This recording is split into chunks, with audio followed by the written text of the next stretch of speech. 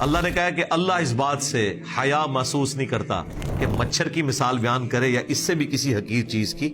کیوں؟ اللہ کی آڈینس ایک ان پڑھ بھی ہے، ایک پڑھا لکھا بھی ہے. اس لیے اللہ تعالیٰ نے چھوٹی چھوٹی مثالیں دی ہیں. مکی کی مثال آئی نا سورۃ الحج میں کہ جن ہستیوں کو اللہ کے سوا تم پکار رہے ہو، اپنا مشکل کشا سمجھ رہے ہو، معبود سمجھ رہے ہو، ان کی حالت یہ ہے کہ ایک مکھی نہیں پیدا کر سکتے، اور مکھی اگر ان کے کھانے سے کچھ اٹھا کے لے جائے اسے واپس نہیں لے سکتے. کتنے کمزور ہیں جن کو تم نے اپنا معبود مانا ہوا ہے. پھر سورۃ العنکبوت میں اللہ تعالیٰ نے کفار کے ایمان کو مکڑی کے جالے سے تشبیہ دی. ایک جھاڑو پھرتا ہے وہ جالے پڑے ہوئے، یہ تمہارے ایمان کی ٹوٹل اوقات ہے.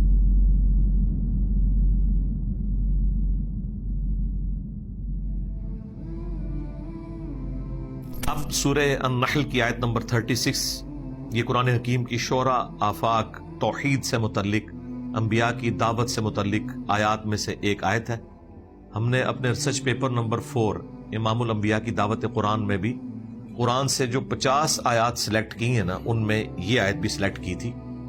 وہ 50 آیات وہ ہیں کہ آپ کو پورے قرآن کا مقدمہ سمجھ آ جائے گا.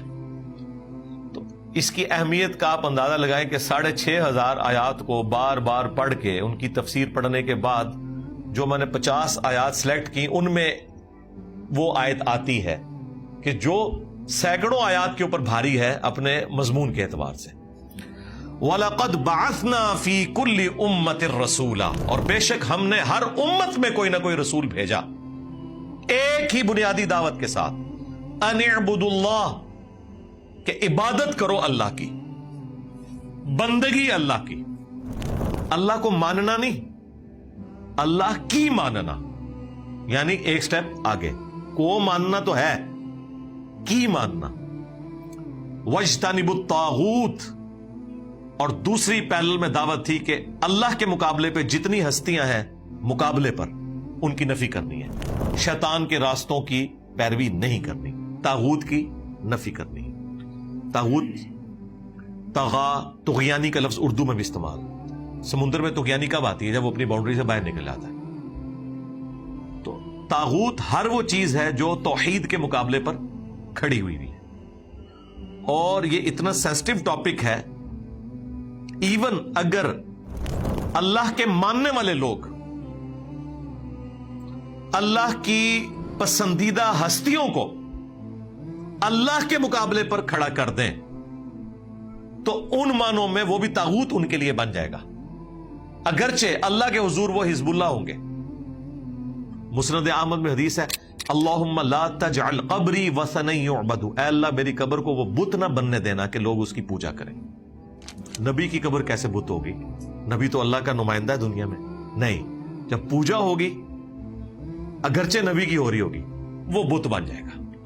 عیسیٰ ابن مریم وجیہا فی الدنیا والآخرہ ومن المقربین ہے، لیکن اللہ تعالیٰ کیا کہہ رہا ہے کہ تم نے اللہ کے سوا عیسیٰ اور ان کی ماں کو معبود مان لیا، جو نہ تمہارے نقصان کے مالک ہے نہ نفع کے، یہ تو روٹی کھانے کے محتاج تھے سورۃ المائدہ میں.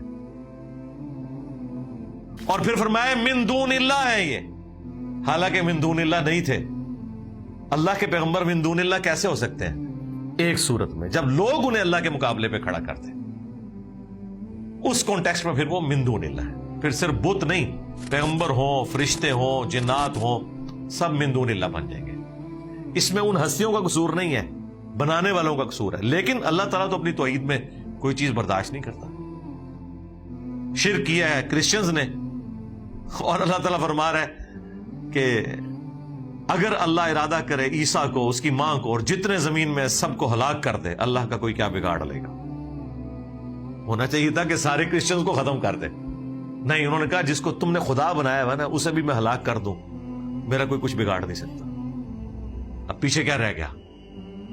توحید اسٹیبلش کرنے کے لیے وہ ہمارے استاد مولانا اسحاق صاحب بڑی اچھی بات کرتے تھے، اور یہ جملہ بھی میرا بعض لوگوں نے آؤٹ آف کانٹیکسٹ کاٹا کہ جب توحید بیان ہوگی تو گستاخی آٹومیٹکلی ہو جائے گی. کہتے ہیں، دیکھیں انجینئر صاحب کہتے ہیں کہ گستاخی، انبیاء کی گستاخی کرنے کا نام ہی توحید ہے.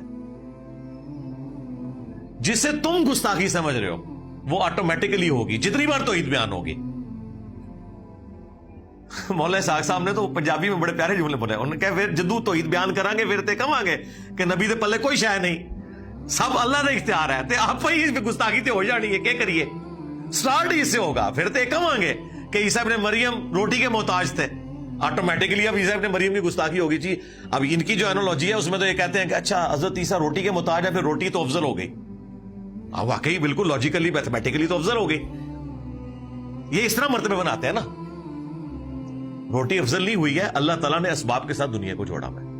इस तरह अफजलियत होना शुरू हो जाए तो परिंदा उड़ सकता है, मुसलमान नहीं उड़ सकता, तो परिंदा अफजल हो गया इंसान से? नहीं। तो इससे वाइस वर्सा रिजल्ट भी निकलता है। जो लोग कहते हैं कि अगर गोरा यहां बैठ के सैटेलाइट के जरिए अफ्रीका और ऑस्ट्रेलिया में देख सकता है तो अल्लाह दा वली क्यों नहीं देख सकता? वो ये रिजल्ट निकालते हैं कि मादा तरक्की कर सकता है तो रूहानियत क्यों नहीं कर सकती? तो करो जनाब, असीरो क्या है? हाँ, पैगंबर को अल्लाह दिखा सकता है, अदर देन पैगंबर के बारे में जब तक कोई चीज सामने नहीं आती हम नहीं मानेंगे।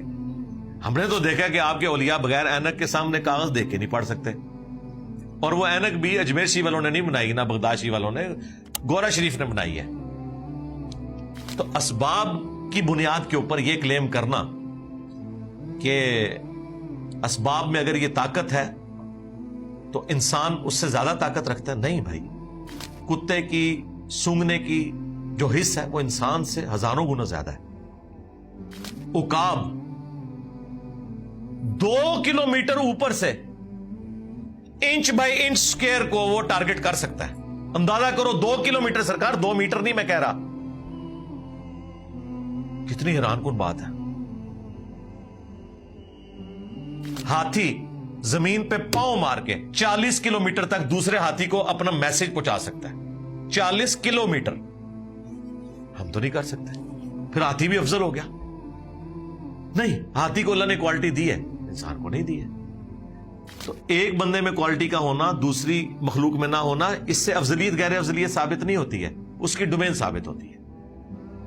तो अल्लाह के मुकाबले पे जितनी भी हस्तियां हैं वो तागूत हैं, खा पैगंबर हो, फरिश्ते हो, क्योंकि लोगों ने उन्हें खड़ा किया।